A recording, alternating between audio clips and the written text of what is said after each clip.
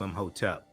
It is Thursday, May 12th, 2022, and we're live. Welcome to the African History Network show right here on 910 a.m. the Superstation, the Future Radio. I'm your host, Brother Michael Imhotep. Calling numbers 313-778-7600. 313-778-7600 is the call-in number if you have a question or comment. All right, so on today's show, we're going to deal with an update of the Clotilda slave ship in Alabama. And the Clotilda is the last known slave ship to come into the U.S. Back in May 2019, the Clotilda was discovered in Alabama. And there was a recent development. There was a development that came out today because of new research that is being done on the Clotilda this month. Okay, so we're going to talk about this. NBC News has a story they picked up from the Associated Press. Then also National Geographic has an article as well that came out today on this. Now, you know, we've been talking about the Clotilda on this show the past few years. And Zora Neale Hurston's last book,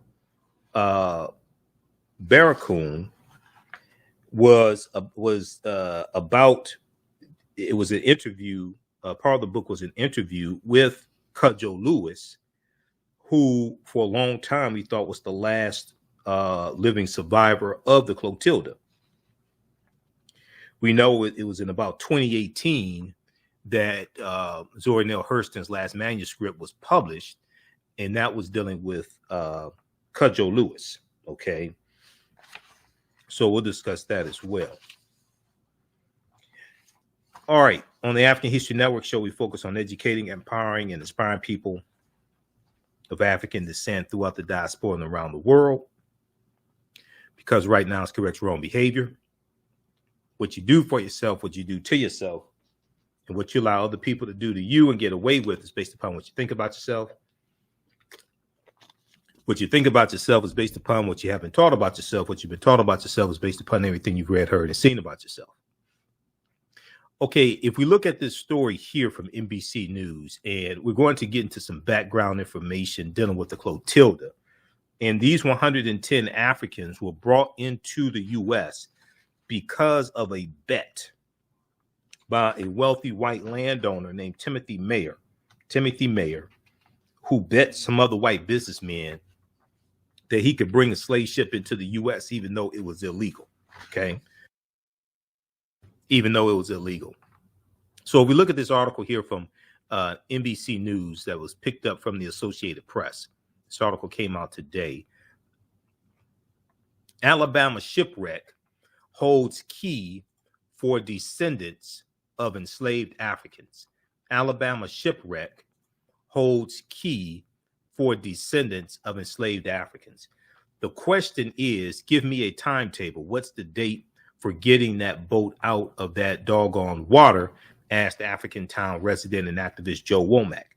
And when these Africans are freed after the Civil War, you're going to have 31 of them who are going to set up the town of Africa Town, USA. And it's going to be in Alabama, southern portion of Alabama. They're going to save their money, buy land, and set up this town. This town still exists today, Africa Town, USA. So keys to the past and the future of a community descended from enslaved Africans lie in a river bottom on Alabama's Gulf Coast, where the remains of the last known U.S. slave ship rest a few miles from what's left of the village built by the newly freed people after the Civil War. So we know Civil War ends 1865. We know General Robert E. Lee surrenders April 9th, 1865 to General Ulysses S. Grant. Now,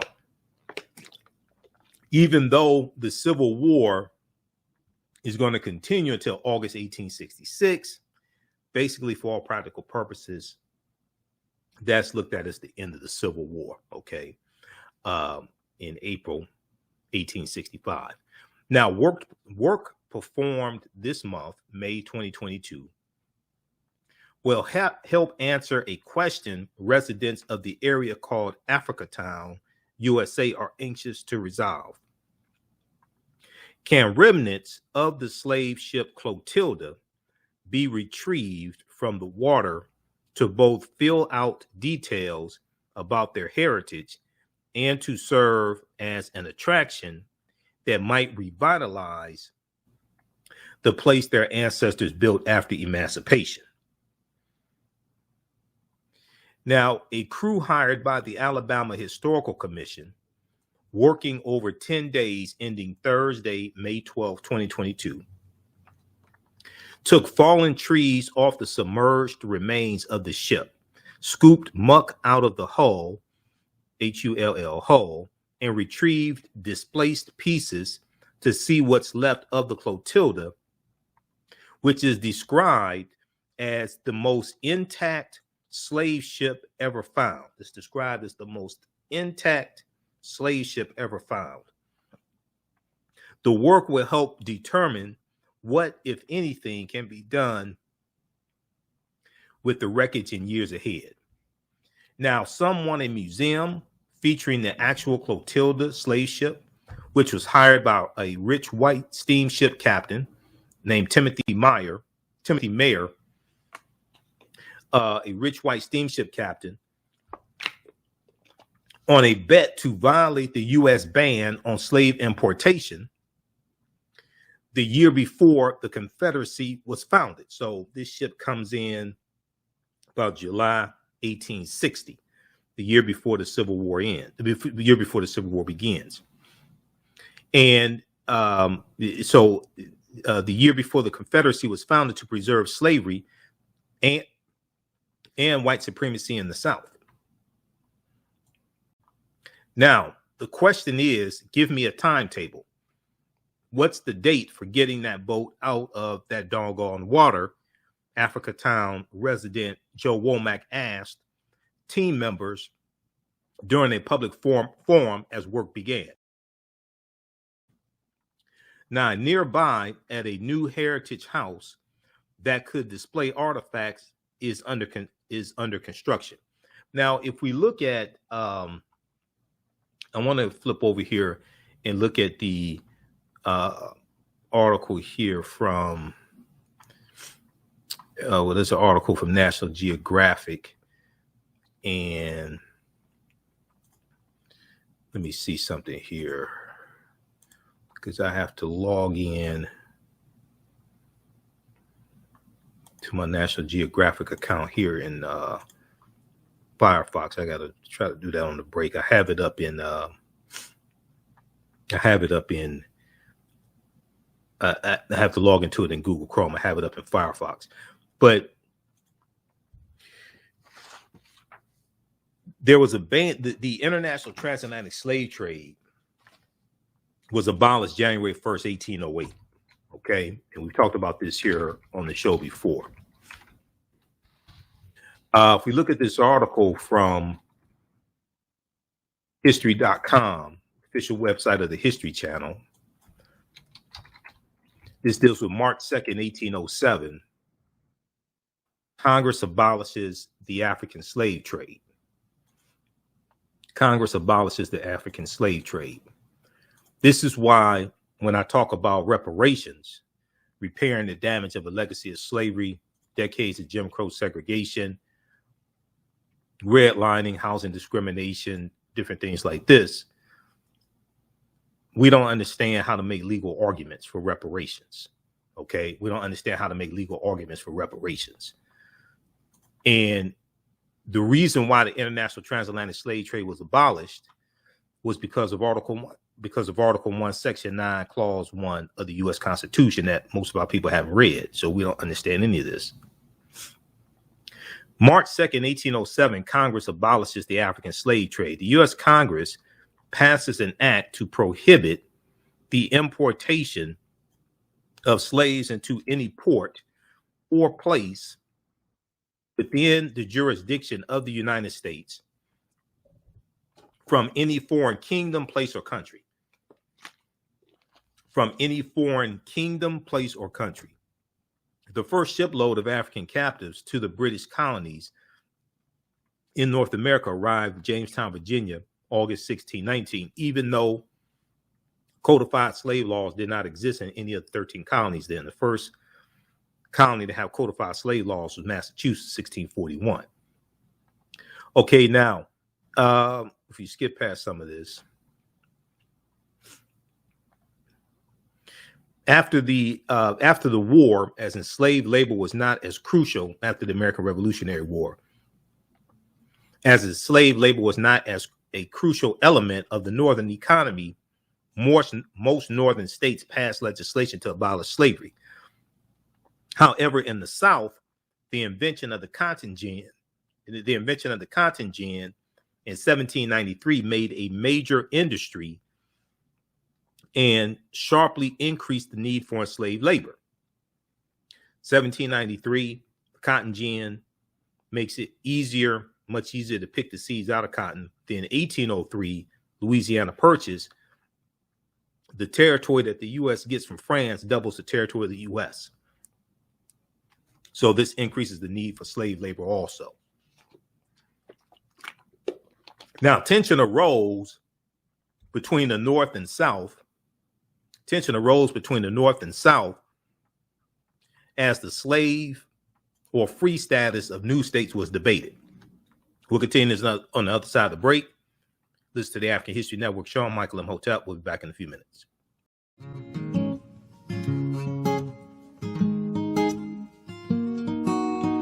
IDO Network International, in collaboration with STL Black Woman, DACA, and ACTA, present the Royal Pilgrimage to the Americas, August 24th through the 28th. The African kings and queens are coming to you for business, networking, and sharing of Pan-African ideals. The venue will be the illustrious En Garde Arts Hotel in St. Louis, Missouri. A royal cultural experience and exhibitions, trade and investment opportunities in Africa, the Caribbean, and the Americas. A Royal Pan-African Summit hosting keynote speakers and a red carpet banquet. Come and witness an African royal coronation ceremony. Register at www.idonetwork.org to book your ticket to wine and dine with African royalty. Vendor opportunities available.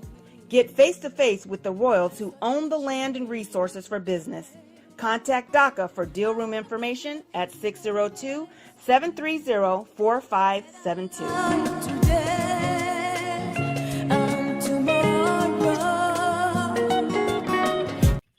On the African History Network show, we deal with current events of history and politics, education, economic empowerment, entrepreneurship, relationships, love, sex, health issues, and much, much more. Unfortunately, many people confuse what racism is. Racism is a power structure. It was laws and policies that put us in this predicament. It's going to be laws and policies that take us out. So when you control the radius of a man or woman's thoughts, you can control the compass of his or her actions, because the mind can't do or teach what it doesn't know. We have it all on 910 AM Superstation.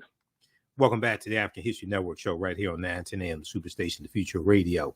I'm your host, Brother Michael Imhotep. It is Thursday, May 12th, 2022, and we are live. All right. So I want to go back to this article here from history.com, and I was able to log into my National Geographic account because I pay them a monthly subscription, National Geographic. I was able to log into it through Google Chrome. I was able to remember my login, so I'm feeling really good about myself there because I can never remember National Geographic. I had so many subscriptions to these different news outlets. But if you go back to this article here from history.com, this deals with March 2nd, 1807, Congress abolishes the African slave trade. This is the international transatlantic slave trade, which means bringing Africans into the country to enslave them. This is outlawed, and it goes into effect January 1st, 1808. In January 1807, with a self-sustaining population of over 4 million enslaved people in the South, some Southern congressmen joined with the North in voting to abolish the African slave trade, an act that became effective January 1st, 1808. Okay, January 1st, 1808. The widespread trade of enslaved people within the South was not prohibited. However, and children of enslaved people automatically became enslaved themselves, thus ensuring a self-sustaining population in the South. So it was still legal to own slaves within the U.S. and trade them, but it became illegal to bring Africans to the country. So this is why, when you read about the Clotilda, this is why the ship captain burned the ship. Okay, Captain Foster. This is why the ship captain burned the ship. And this is why they had those Africans in the swamp, hiding in the swamp for a few days, because they were trying to avoid capture by the authorities because it was illegal. All right, now, this law that Congress passes is based upon Article 1, Section 9, Clause 1 of the U.S. Constitution, which states that the earliest the transatlantic slave trade could be abolished is 1808. And I want to try to pull this up here.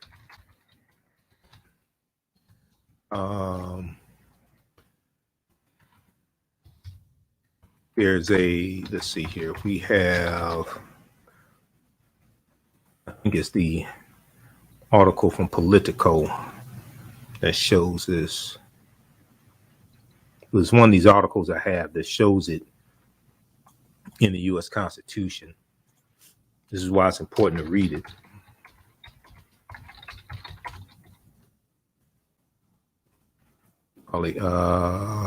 Right here. Yeah, this one right here, Cornell University Law School. Let's pull this up. Okay, so if we look at this here, this is restrictions on the slave trade. Restrictions on the slave trade. Cornell University's Law School. Article 1, Section 9, Clause 1 of the U.S. Constitution. The migration or importation of such persons as any of the states now existing shall think proper to admit shall not be prohibited by the Congress prior to the year 1808, 1808. But a tax or duty may be imposed on such importation not exceeding $10 for each person. So this was saying that the earliest that the international transatlantic slave trade could be abolished is 1808.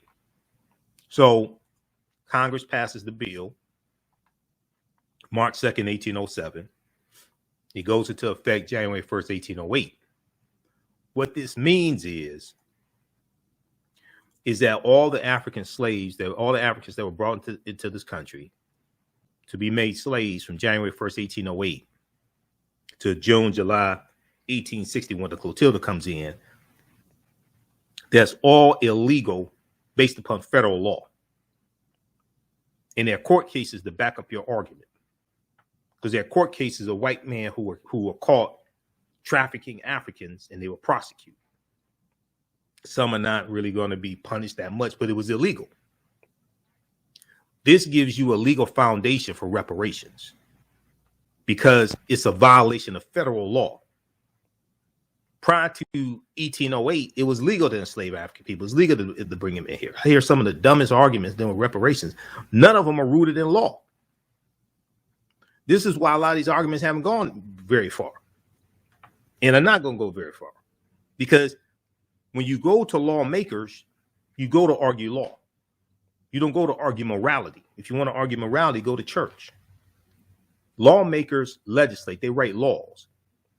The foundation of laws in this country is the U.S. Constitution and treaties. Article 6 of the U.S. Constitution tells you that the U.S. Constitution, all the previous treaties and all the subsequent treaties are the supreme law of the land. When you challenge laws, You challenge them in the judicial branch of the government, the courts. The courts can either uphold a law or strike a law down, just like we're waiting on the decision on abortion. The Supreme Court can either uphold Roe versus Wade or it can overturn Roe versus Wade. Okay, we on yesterday's show we talked about in Florida and the Florida congressional map, and a federal judge, a circuit judge there in Florida, ruled that the new congressional map that would break up the 5th and 10th congressional districts, which are held by African Americans, was unconstitutional. The judicial branch of government interprets law from the legislative branch of government. So when you make arguments for reparations, they need to be rooted in law. Most of these arguments are not rooted in law. Saying that we work for free for 246 years, US 27 trillion, whatever, this may go outside the circumference of some people's awareness. What law are you citing that slaves were supposed to be paid? This is why a lot of these arguments are nonsensical. What law? We know it was morally wrong. What law are you citing? Because if reparations ever gets passed, then when it goes to the courts, it's going to get overturned because you don't have a legal foundation. And this is why when you look at the reparations task force out of California, and we talked about this story here on this show, they voted 5-4 to base it based upon lineage. Whatever reparations they get, they voted 5-4 to base it upon lineage, because based upon the 1964 Civil Rights Act, it's illegal to have race-based policies. So they're basing it based upon lineage, and you're going to have to be able to trace your lineage back to an African American who was in the country prior to 1900. Okay, and I think they said someone who was a slave. Okay, but prior to 1900, but it's based upon lineage. It's not going to be for all African Americans, but all the 2.6 million African Americans, however many it is in California, if you actually go read what they're saying. This is why we have to understand law, okay? Because a lot of this stuff floating around is just designed to get people hyped, but it ain't going to yield anything. And if it somehow actually does get passed, which is not, it's not going. You ain't going to get 60 votes in the Senate. Name 10 Republicans in the Senate that are going to vote for reparations when none in the House voted for it. None in the House. No Republicans in the House of Representatives support reparations. I'm hearing they have 218 votes for HR 40. Okay, now I'm not sure if there's all 218 in the House, but I'm hearing you have 218. No Republicans in the House of Representatives support reparations. Not even a study. How many Republicans in the Senate support it? And you need 60 votes. Okay, so this is why we have to understand how to make legal arguments to withstand a legal challenge in the courts. And very few people are talking about this. So the reason why the international transatlantic slave trade was abolished, and why they burned the slave ship, the Clotilda, is because of Article 1, Section 9, Clause 1 of the U.S. Constitution, which then led to the abolishment of the international transatlantic slave trade in 1808. January 1st, 1808, it went into effect. Congress passed the bill March 2nd, 1807. Okay, now, if we go back to the article from NBC News, others are not too concerned about the Clotilda ship itself, which they view as only part of a larger story. The president of the Clotilda Descendants Association, Darren Patterson, said a few artifacts and a replica would be just fine for the telling of the tale of 110 African captives and how their lives add to the narrative of slavery and the United States. Quote, once those people came out of that cargo hold and grew up into men and women, they produced Africa Town. These Africans saved their money and bought some land and founded a town, Africa Town, USA. Now, Patterson's great-great-grandfather, Polly Allen, was among the captives. He went on to say, quote, and we as the descendants want to be sure that that legacy lives on, end quote. Okay, now the Clotilda was the last ship known to transport African captives to the American South for enslavement.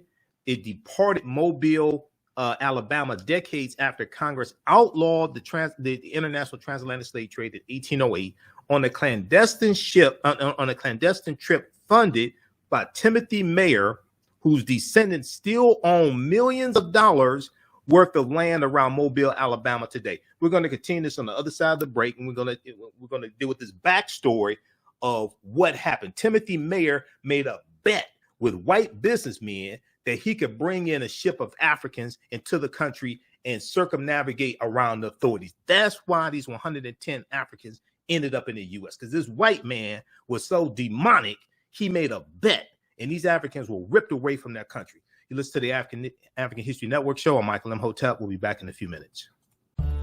Jeanette Davis is a well-established author with 6 published books.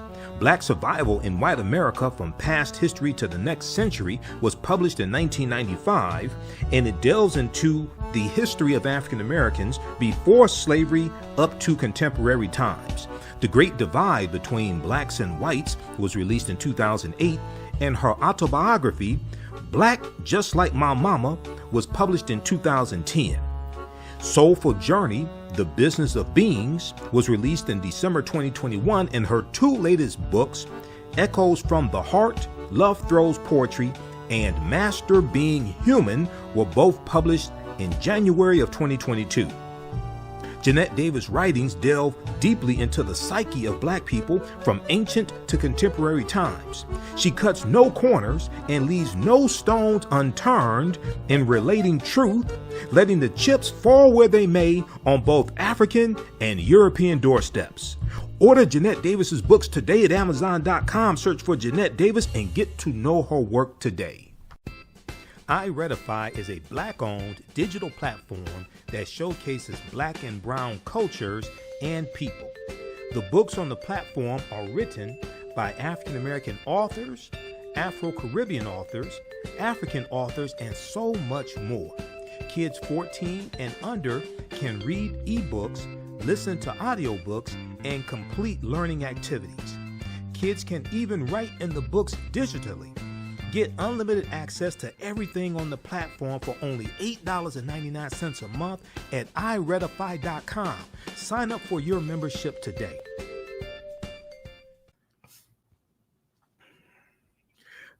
Share Royals, go read H.R. 40. It's to do a study on reparation. It's to do a study on the effects of slavery that still harm African Americans today, and to make suggestions for reparations. That's what H.R. 40 is. Go read it. That's not the same H.R. 40 that Congressman John Conyers introduced in 1989. Go read it. But the question you should ask yourself, if you can't get a bill passed to study reparations, how the hell you get one passed to pay reparations? That's the question nobody wants to ask because they don't have an answer for it. No, it's not a big nothing burger. You don't understand how to use it. That's the problem.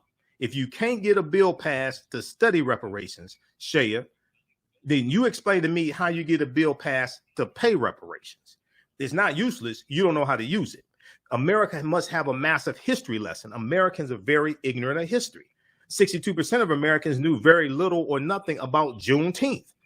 So America has to have a massive history lesson. You need a study, because just giving money for reparations is not going to work. I've dealt with this before. That means you don't understand the damage that was done.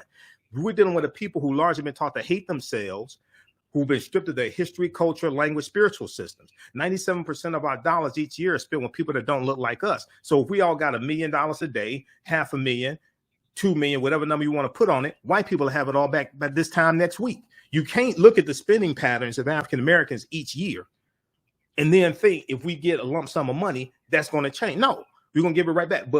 And you give the money back. But here's the thing. The laws and policies that have been put in place that have now distributed wealth, power, and resources will still be in place. You're not repairing the damage. You have to assess what the damage is and how the damage was done. You got to change the laws and policies. Just like, look at this, just like the study that we've talked about numerous times here on the show before, how racism has cost the U.S. economy $16 trillion over a 20-year period from the year 2000 to the year 2020. They go through and break down policies that maldistribute wealth, power, and resources. Just giving money does not address the maldistribution of wealth, power, and resources, which is done based upon laws and policies. You have to change the laws and policies that continue to inflict the damage. This is why a lot of people talking about reparations have absolutely no clue what they're talking about.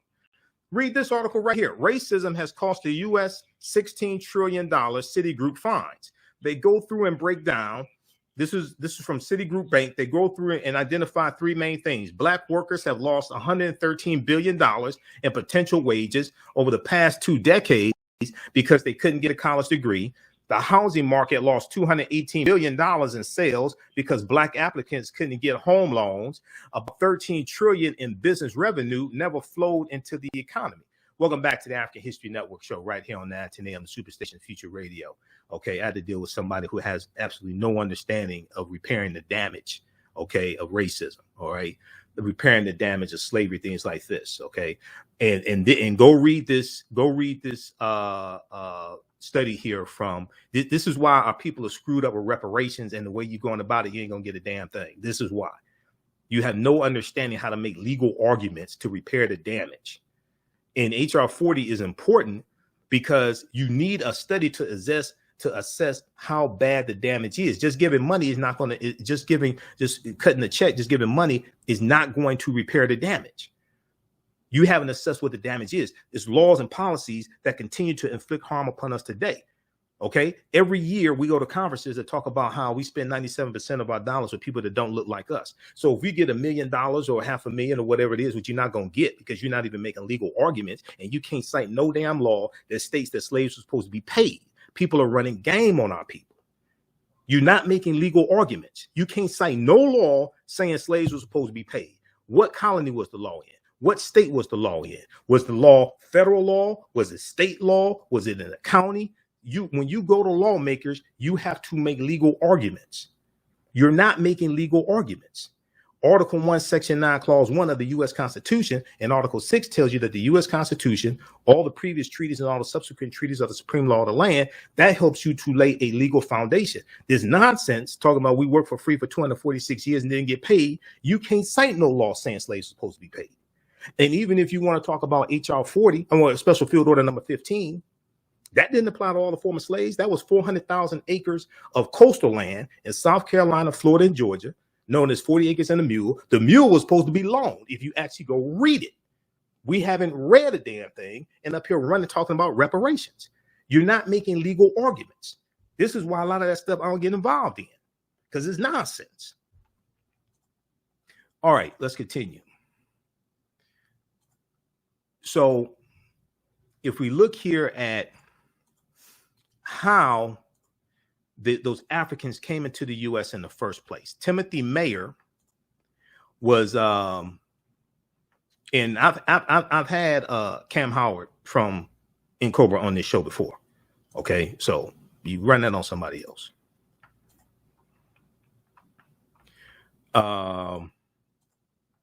Okay, and what people have to understand, people want to bring up the Japanese.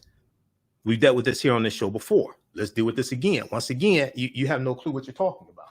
Let me go to my reparations folder, because this is something I actually research.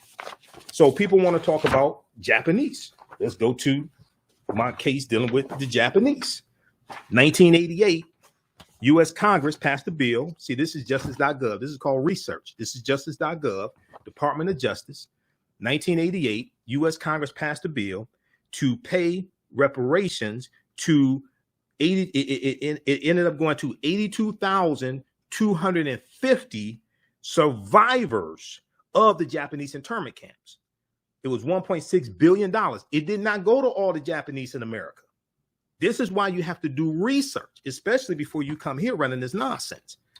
It did not go to all the Japanese and Americans. It only went to those who were still alive in 1988, who had actually been put into the internment camps or had to be evacuated, or maybe if there was it was their spouse, and say you had a Japanese man who married a white woman and the whole family was put into an internment camp, he died, she's still alive. It did not go to all the Japanese in America at that time. It only went specifically to the Japanese who had been put into an internment camp. Okay, well, you got a problem. All the last of the former slaves died in the 1950s. This is what nobody wants to tell you. Okay, I'm not trying to run game on you, so I have no problem telling you this. All of the last of the former slaves died in the 1950s.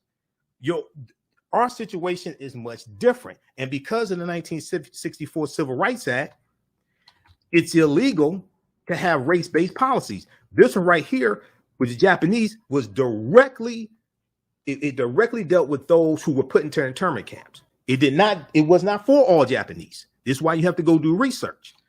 If you look at this here, let me pull this up, 10-year program to compensate. See, it's important for us to understand this because our people are running around confusing activity with productivity, don't know how to make legal arguments, not making real progress on this.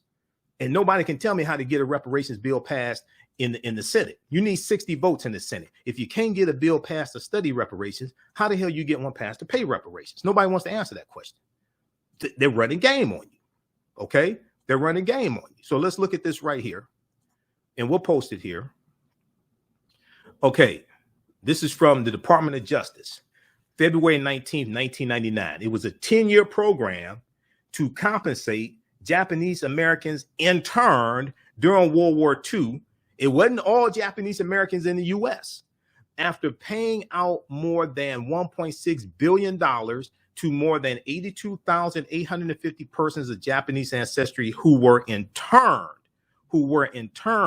during World War II. The Justice Department's Office of Redress Administration has officially closed its doors. Read the rest of this. That didn't go to all Japanese. Okay, the problem is nobody wants to be honest and tell you that all the slaves died in the 1950s. So this is why with California, because in the task force, the California Reparations Task Force is headed by an actual attorney, Camila Moore, who actually knows the law. This is why they had to do it based upon lineage, to trace your lineage back to somebody who was enslaved. Okay, as opposed, it's not going to go to all the African Americans in California. Okay, whatever they get done, it's not going to go to all the African Americans in California. Read this one right here, New York Times. We talked about it here on this show because we do a real substance here. People trying to run game on you with this reparations fantasy. Okay, but if you're not making legal arguments, you ain't gonna get nothing. And if it does pass, which it ain't gonna pass, if it does pass the Senate and get signed into law, guess what? What happens when it gets challenged in court? It's gonna get overthrown in court. It's going to be ruled unconstitutional in court because you didn't know how to make a legal argument in the first place. Read this article here from the New York Times. California task force votes to offer reparations only to descendants of enslaved people. It ain't going to all. It's not going to go to all African Americans in California. They're going to have to prove that they are a descendant of someone who was enslaved in this country prior to 1900. Okay, if your ancestors came here in 1901, you ain't getting nothing. That's if this even passes the state legislature. Okay, and they closely watched it. We talked about this on this show when this happened. Okay, the vote 5-4 came after weeks of debate about whether reparations should be for all 2.6 million Black Californians or limit to those who can trace their lineage to enslaved people. Once again, because of the 1964 Civil Rights Act, it's illegal to have race-based policies. You can't have a policy only for one race of people. What you can do is based upon lineage to trace your ancestry back to someone who was enslaved. And they put the cutoff point prior to 1900. So if you had an ancestor that came in 1900, you ain't getting anything. Okay. Now, this is going to be challenged in court also, but they're on better legal footing to withstand a legal challenge in court. But most of these people out here talking about cut the check, not even dealing with a legal foundation for reparations, let alone dealing with how to keep what you get when it gets challenged in the court. They haven't even thought that far ahead. That's why a lot of stuff is nonsense. The panel ultimately decided to focus on those most hurt by slavery instead of more broadly addressing the effects of racism directed at Black people. Read the rest of this. Research Camila Moore. She broke this down. She was interviewed on Roland Martin Unfiltered, and she was also on with Dr. Greg Carr. Dr. Greg Carr testified at their hearings, and she went through and broke down why legally they had to do it based upon lineage and couldn't do it for all African Americans in California. Okay, we need to understand law if this was going to, if we're actually going to get anywhere with this. Okay, this is why, once again, a lot of stuff is nonsense.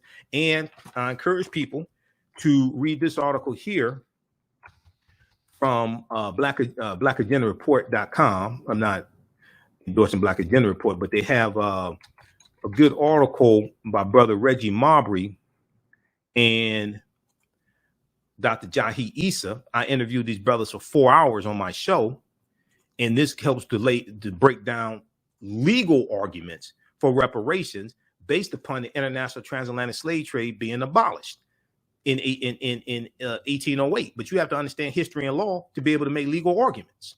This is the problem. Okay, you have to understand history and law to be able to make legal arguments. There's 2 articles dealing with this. This one, I think this may have been the first one. July 2017, Reparations is Dead, How to Resurrect It. Okay. And they go through and they deal with legal arguments, and they break down the international transatlantic slave trade being abolished. Okay. 1808. They deal with it. And one of the landmark U.S. Supreme Court cases helps to back up your legal argument. Is the case of the Amistad slave ship, 1841, Joseph Sinque. Okay, why were those Africans on the Amistad slave ship set free? Why were those Africans on the Amistad slave ship set free? Is because the U.S. Supreme Court ruled that, 1, when they were captured, it was illegal. 2, they ruled that they were never slaves, and 3, they ruled that it was illegal for that ship to come into the U.S. in the first place because the international transatlantic slave trade had been abolished. Go to archives.gov, the National Archives, research the Amistad slave ship case of 1841. They have some of the original court documents here. And one of the first things they tell you is that it was illegal for those Africans to be captured in the first place. And it tells you that this abduction violated all of the treaties then in existence, because the European nations had abolished the international transatlantic slave trade. Do some research before you come here with that simple Simon ass nonsense. You listen to the African History Network show right here on 910 AM Superstation Future Radio. I'm Michael Imhotep. We'll be back in a few minutes. What does self-care mean to you? To us, it's an opportunity to reconnect with nature.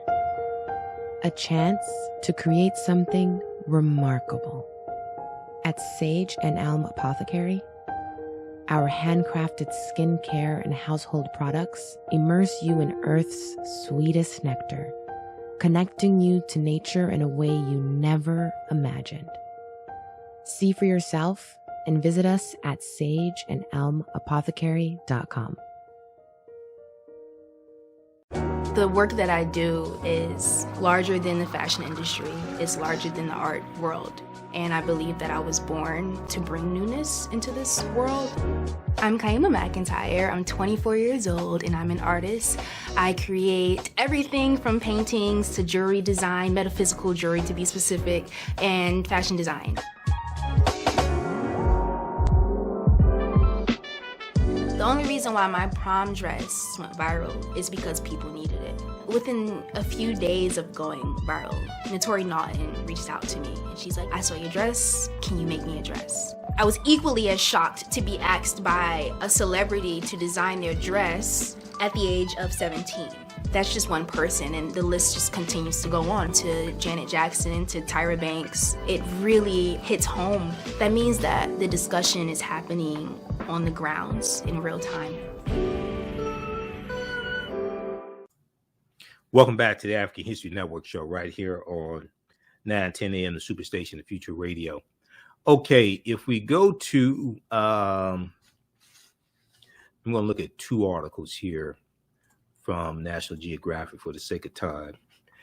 Be sure to register for the online history classes I teach on Saturdays and Sundays. This Saturday, 2 p.m. to 4 p.m. Eastern Standard Time. Ancient Kemet, the Moors, and the Maafa. Understanding the transatlantic slave trade, what they didn't teach you in school. We deal with thousands of years of history and what leads up to the transatlantic slave trade taking place. Classes on sale $80, regularly $130. We do the sessions live. All the sessions are archived and recorded. You can go back and watch it any time. Okay, now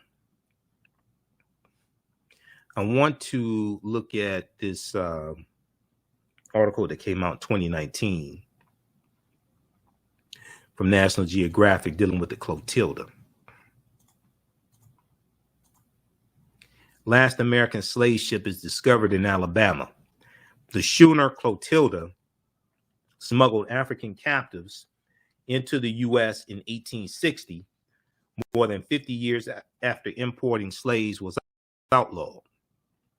The other legal argument would be based upon the Black Freedmen Indian Treaties of 1866, but that's going to deal with a much smaller number of African people. But those benefits and treaties are still on the books for the Choctaw, Chickasaw Creek, Cherokee, and Seminole Indians. All right, if we look at this piece here, at the bottom of page 1, it says it began with a bet. It began with a bet.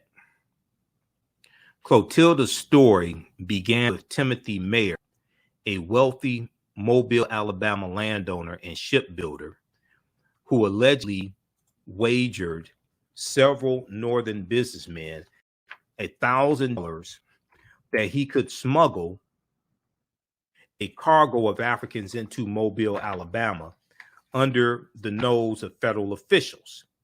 Importing African slaves into the U.S.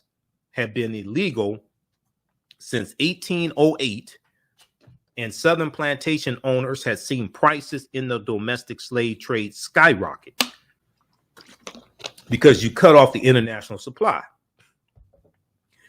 Many, including Timothy Mayer, were advocating for reopening the international transatlantic slave trade. Okay, so they have a journey that they show the route that the Clotilda took also. You can look at that.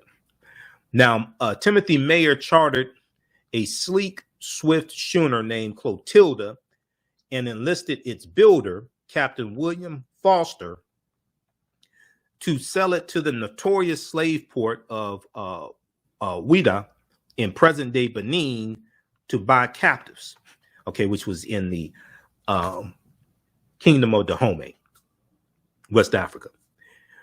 Captain William Foster left West Africa with 110 young men, women, and children crowded in the schooner's hold.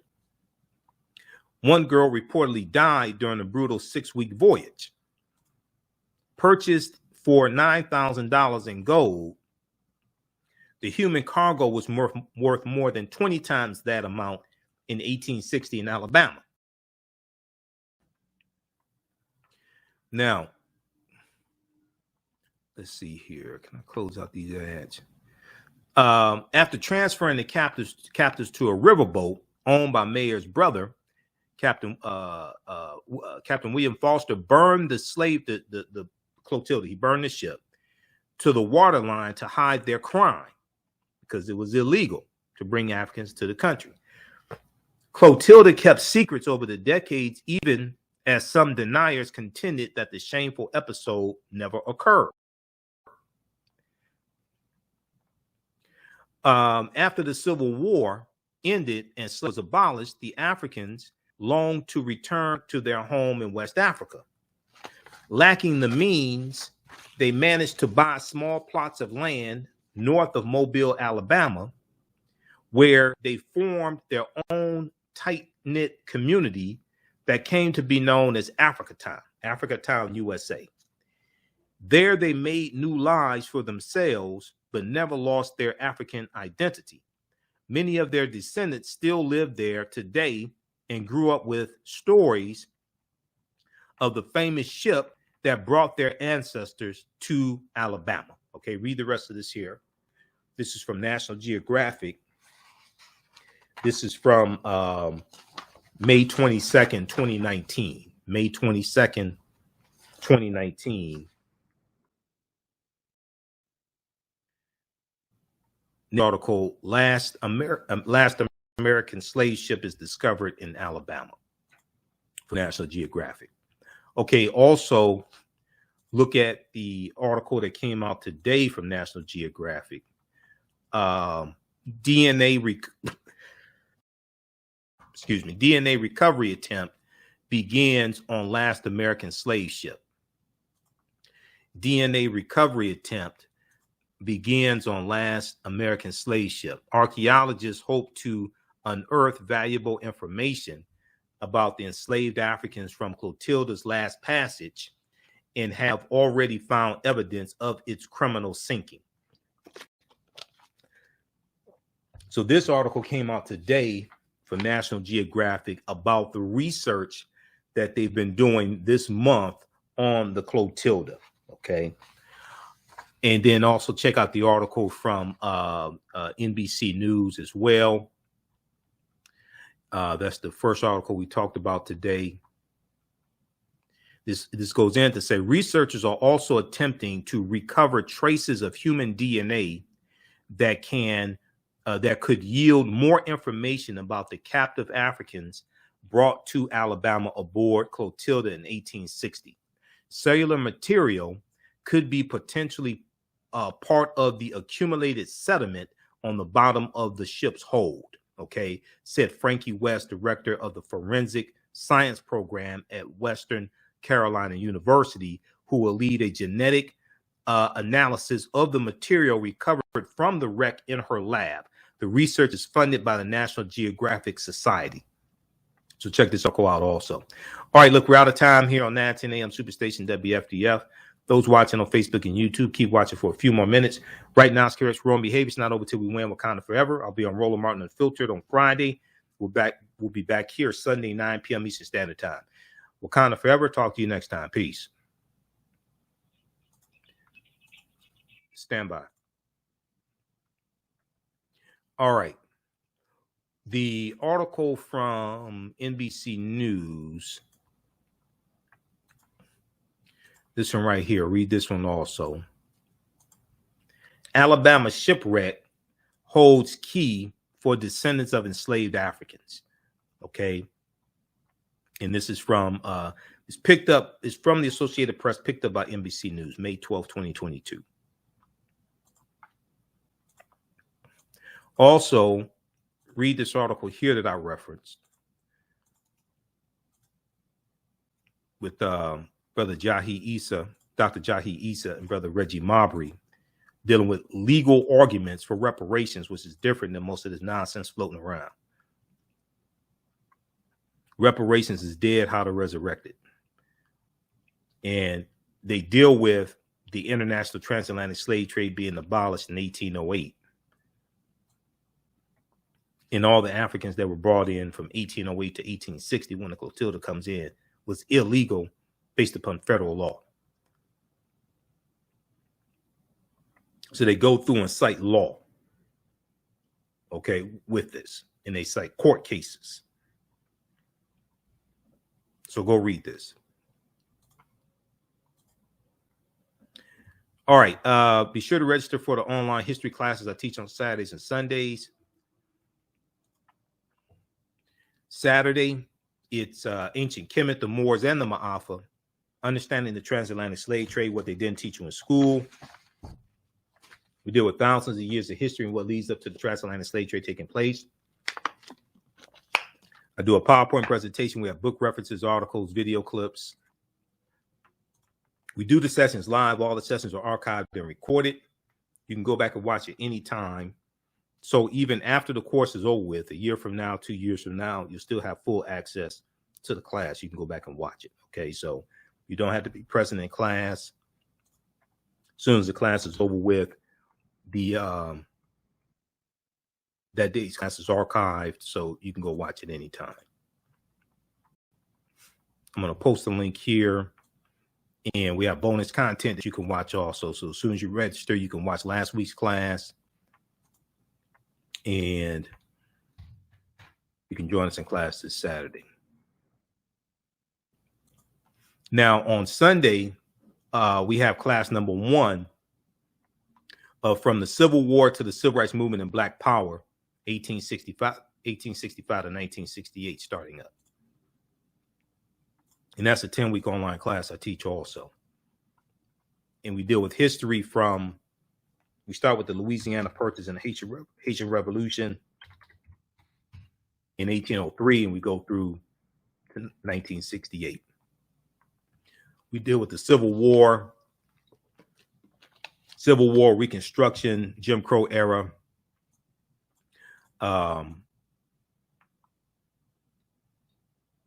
Great Migration, Civil Rights Movement, and the Black Power Movement.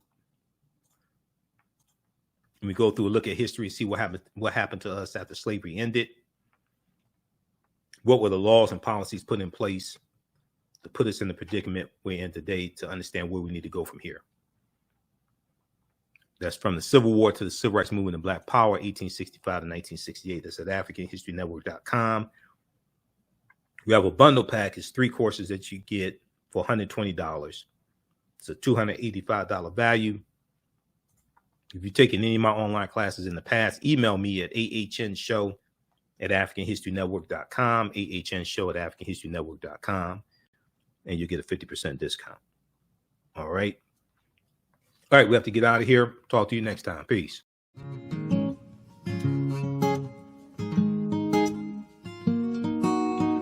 IDO Network International, in collaboration with STL Black Woman, DACA, and ACTA, present the Royal Pilgrimage to the Americas, August 24th through the 28th.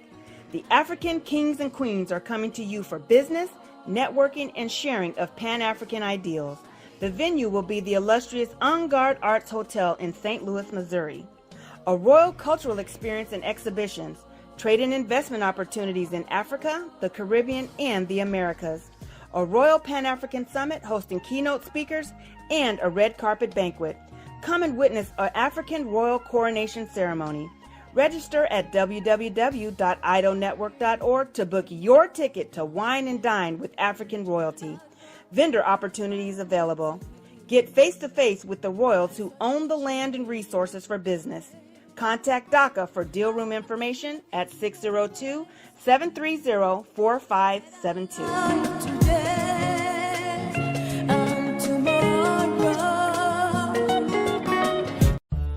Jeanette Davis is a well-established author with 6 published books.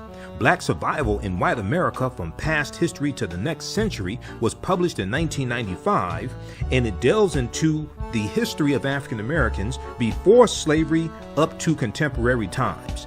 The Great Divide Between Blacks and Whites was released in 2008, and her autobiography, Black Just Like My Mama, was published in 2010. Soulful Journey, The Business of Beings, was released in December 2021, and her 2 latest books, Echoes from the Heart, Love Throws Poetry, and Master Being Human, were both published in January of 2022. Jeanette Davis' writings delve deeply into the psyche of Black people from ancient to contemporary times. She cuts no corners and leaves no stones unturned in relating truth, letting the chips fall where they may on both African and European doorsteps. Order Jeanette Davis's books today at Amazon.com. Search for Jeanette